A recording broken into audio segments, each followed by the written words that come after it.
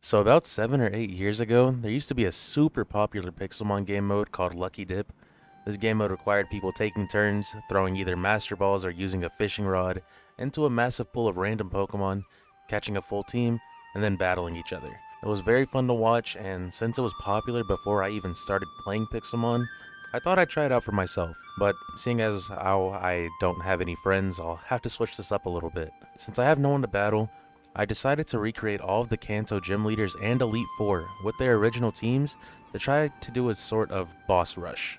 The rules for this boss rush are pretty simple, but there is a decent amount of them, so if you do need a little further clarification, they are currently on the screen and you can pause to read them.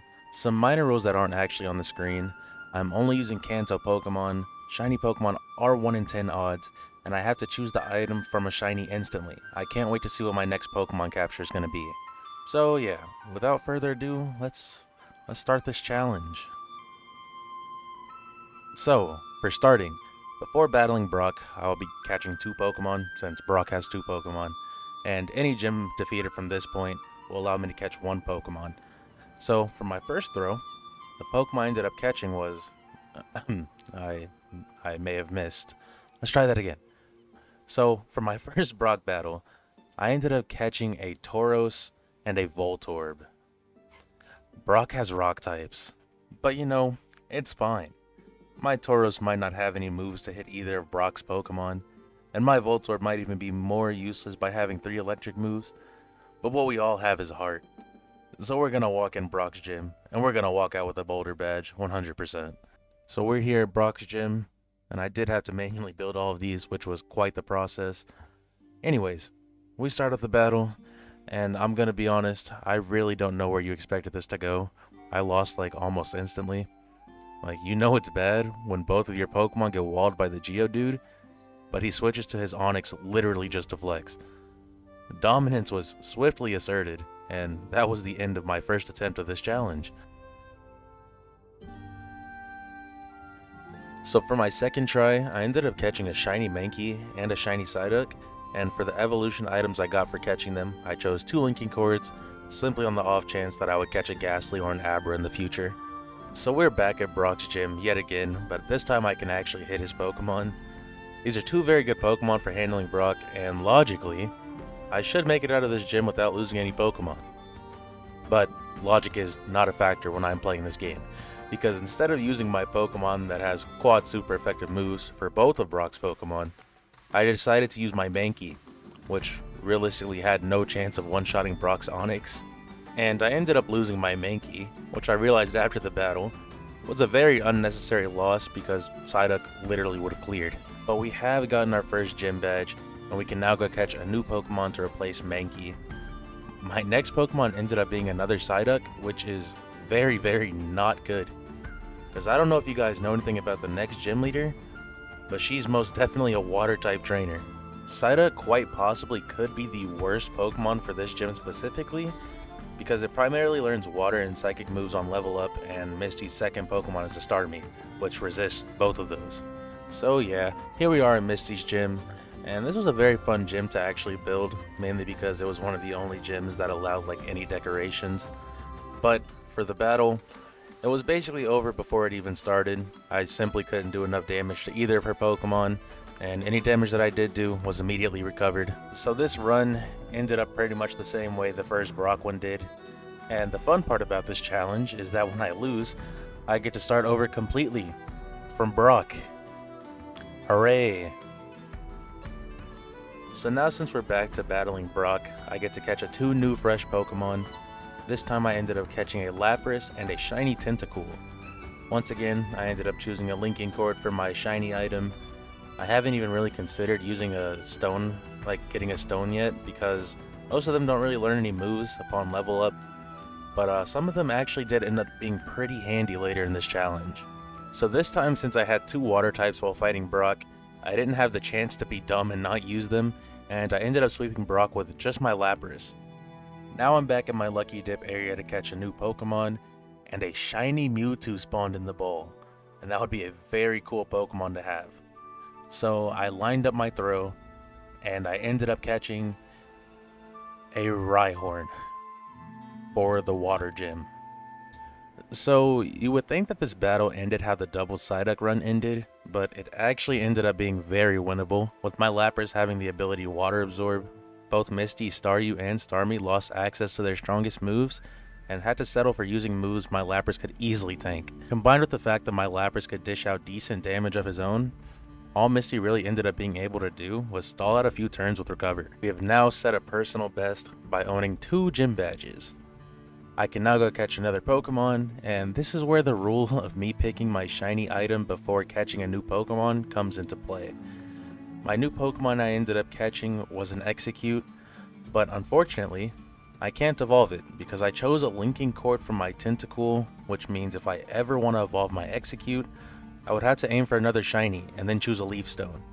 Ultimately, the Execute didn't even really matter for this gym because my previous catch, the Rhyhorn I kinda dissed because I caught it right before the water gym, actually ended up being the perfect Pokemon to deal with Lieutenant Surge. Since Surge's Pokemon literally only know normal electric type attacks, my Rhyhorn on her own was enough to sweep Lieutenant Surge and earn us our 3rd gym badge. So now that I can catch a new Pokemon, there were a bunch of decent ones that spawned that I wouldn't mind catching, but there was one that shined brighter than all the others in the form of Mewtwo, who had the ability to make these next 2 gyms a breeze. Luckily enough, I was able to get Mewtwo as my capture, and we did go on a little bit of a tear. Erica ended up not really being a threat due to the fact that 2 of her Pokemon are poison type, making them easier for Mewtwo to KO. Not that it really mattered anyway, because Mewtwo is very strong. Mewtwo one-shot each of Erica's Pokemon, and that got us our 4th gym badge. Now that the level cap has been increased to level 43, I was able to evolve a couple of my Pokemon, those being Rhyhorn into Rhydon and Tentacool into Tentacruel. As for the new Pokemon I caught, it ended up being a Magnemite. And I'll just say it now, I did this Pokemon a major injustice later down the road, and that's all I'm going to say about that for now. Anyways, we have Koga's gym. It was fun to make, even easier to defeat though, because I have a Mewtwo that once again one-shot everything Koga had because his Pokemon are poison type. Some people might think that Mewtwo is a broken Pokemon, and in literally any other situation besides this challenge, I would agree. I'll explain later why I currently disagree with this sentiment, but in the meantime, it's time to catch a new Pokemon. This new Pokemon ended up being a Venonat, and things are going pretty well so far. We now have more than a full team of Pokemon, which means after this gym battle, we can start mixing up Pokemon as we see fit before battling the next trainer. With things looking up, it was only a matter of time before I completely messed everything up. So I'm gonna let past me tell you about how things went against Sabrina. Okay, so I think Sabrina's like all set up. Like I don't think there's ever a world where she actually just attacks you first turn. Yeah. Okay, so that's one down. It's also like her easiest one to KO.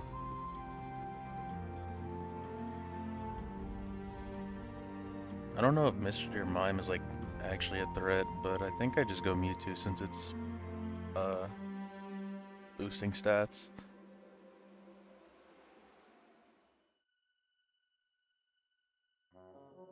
Okay, yeah, that damage isn't that bad.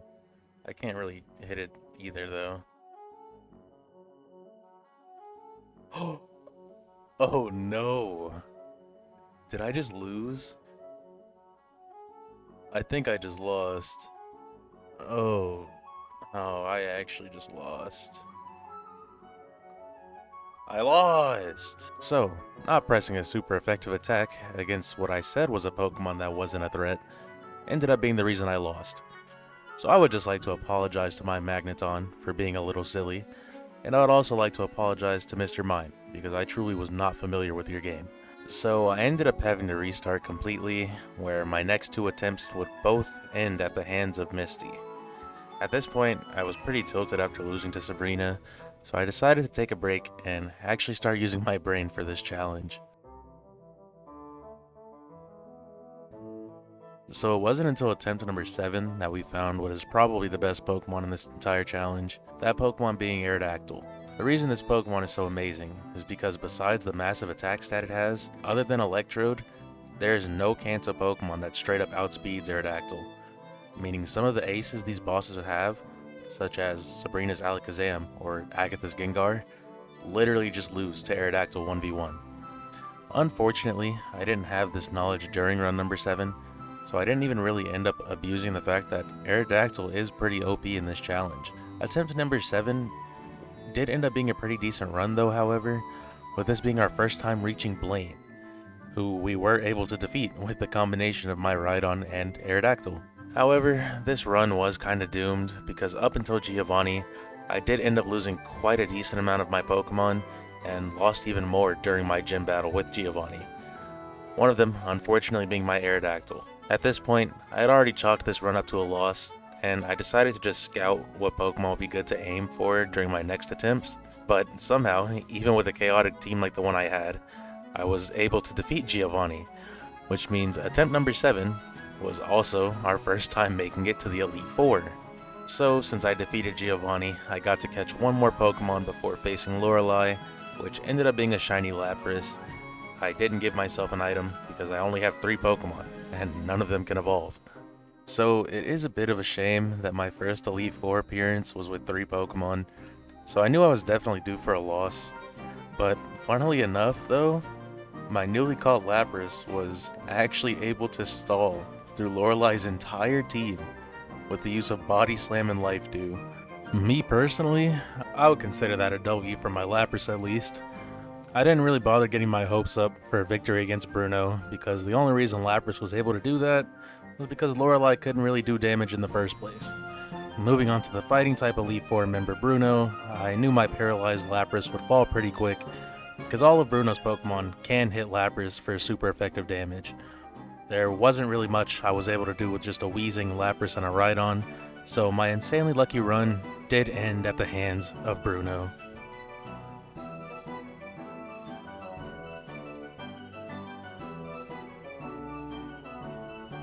So my next couple runs were primarily focused on testing Pokemon I hadn't used before.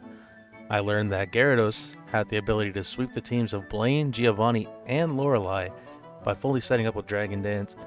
However, Gyarados does get stalled out by Lorelei's Cloyster, who can actually tank an attack, set up Hail, uses Dive on off turns, and finally is usually able to stall a couple more Hail turns with the use of Protect, which results in Gyarados usually being in the red health by the end of the battle.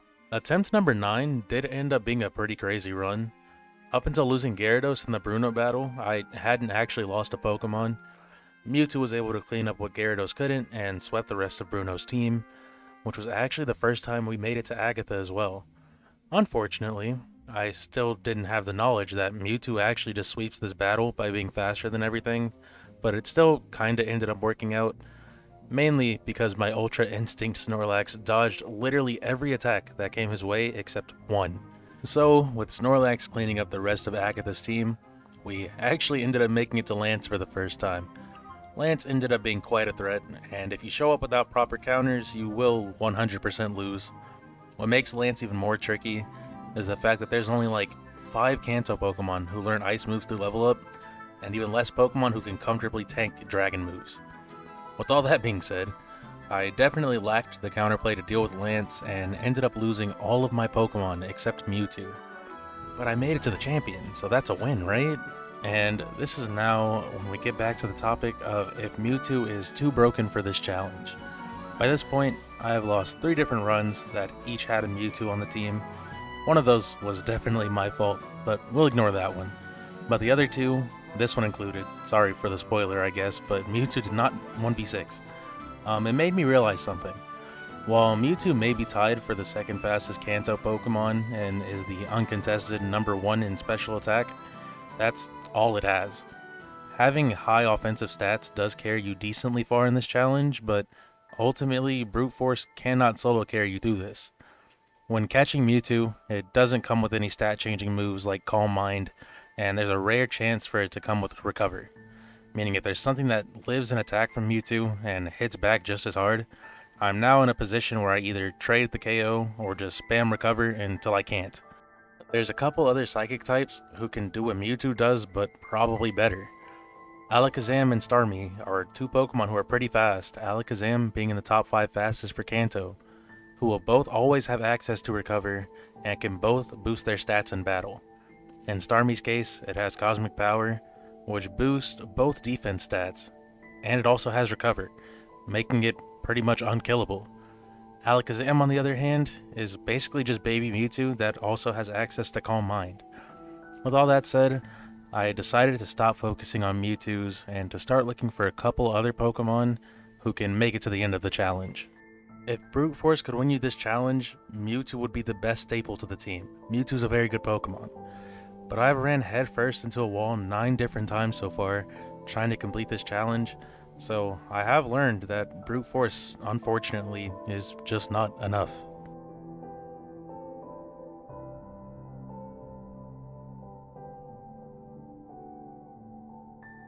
So over the next few attempts, I learned pretty much everything I needed to complete this challenge. On attempt 10, I confirmed that Gyarados can consistently sweep Lorelei. On attempt 11, I found out Zapdos can do the exact same thing by spamming Discharge and Roost, which meant that if I needed to, I could save Gyarados for Bruno. Aerodactyl is the fastest Pokemon in these battles, and if it doesn't get haxed, can actually sweep Agatha with a combination of Crunch and Rock Slide.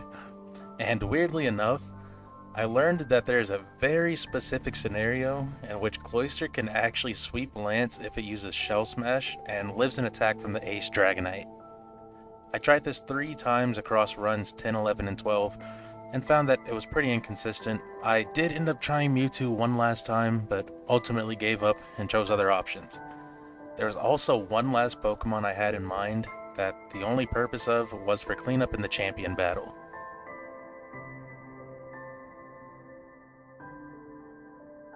Now we have attempt number 13.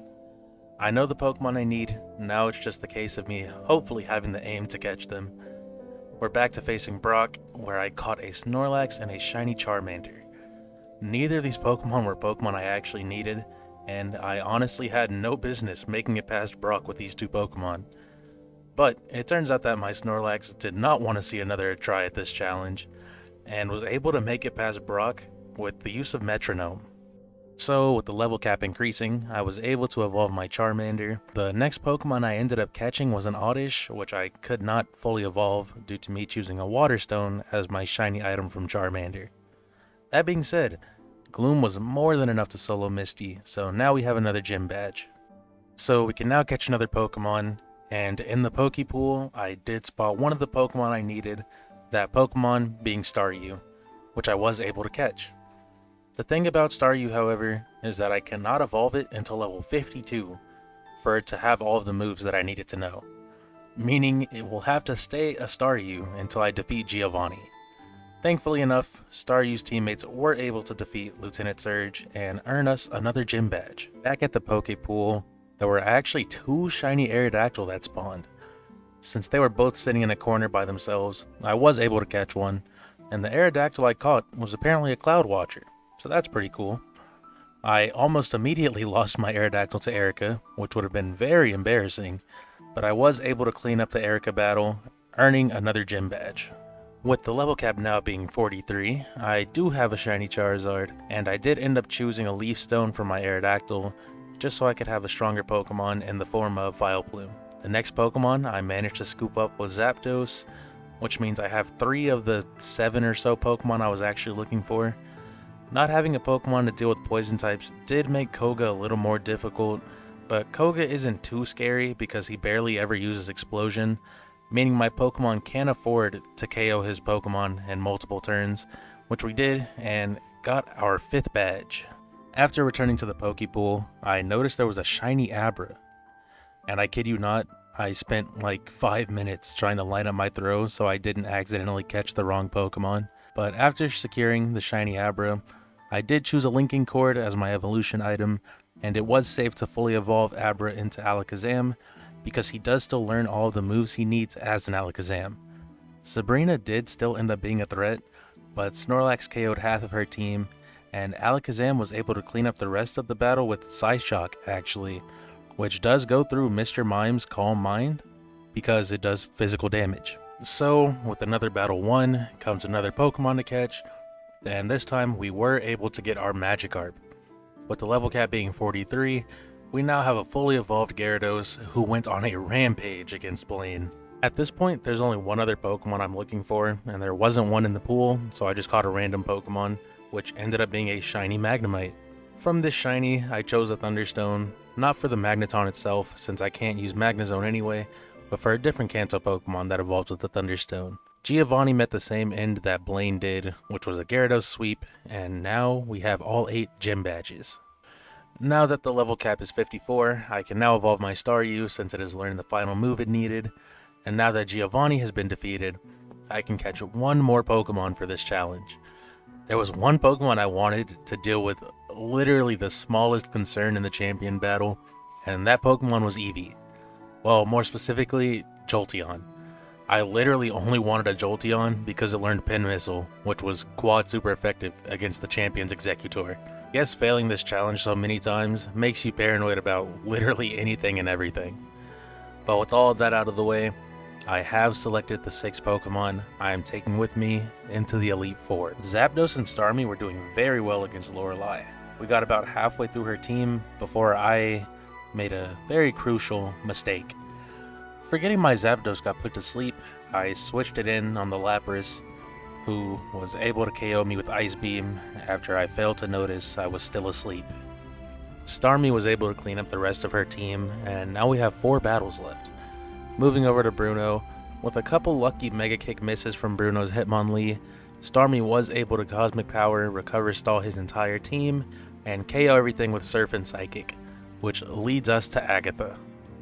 I decided to let Starmie fall, because at this point I still had Alakazam, who can sweep Agatha, and Starmie also doesn't really do much in the next 2 battles anyway. With Alakazam outspeeding everything on Agatha's team, I was able to press Psyshock 5 times and win the battle. Now we have Big Bad Lance.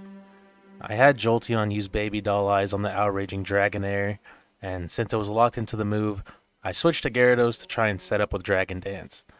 Annoyingly, his own Gyarados ended up living an attack and bringing my Gyarados down to low HP. I knew my Gyarados would not get the chance to set up again, so I just decided to do as much damage to the Dragonite as I could before fainting.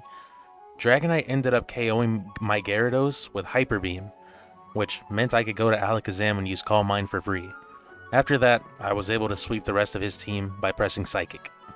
Fun fact, my Alakazam was only faster because of his nature. But anyways, it's now time to battle Champion Blue. This man right here has caused me so much distress over this past week. I have fought Champion Blue 4 times, and I have lost every single time. That changes right now. I will be walking away with the only win that matters. And what better way to win this battle than by hexing literally every Pokemon he sent out. I Iron Head flinched the Rhydon, I double Rock Slide flinched the Blastoise, I one-shot the Pidgeot with Rock Slide, I crit the Arcanine with Rock Slide, and I one-shot the Alakazam with Crunch. Aerodactyl's Reign of Terror did end at the hands of Executor, but at this point she's already done too much damage for Blue to recover from. And my Jolteon, who I caught for literally this exact reason, KO'd the Executor with Pin Missile and won us the battle. With Blue defeated, I've completed this challenge. It took 15 hours across 13 different attempts to become the champion. If you've made it this far in the video, thank you for watching. If you enjoyed, please consider dropping a sub, and I will see everyone in the next video.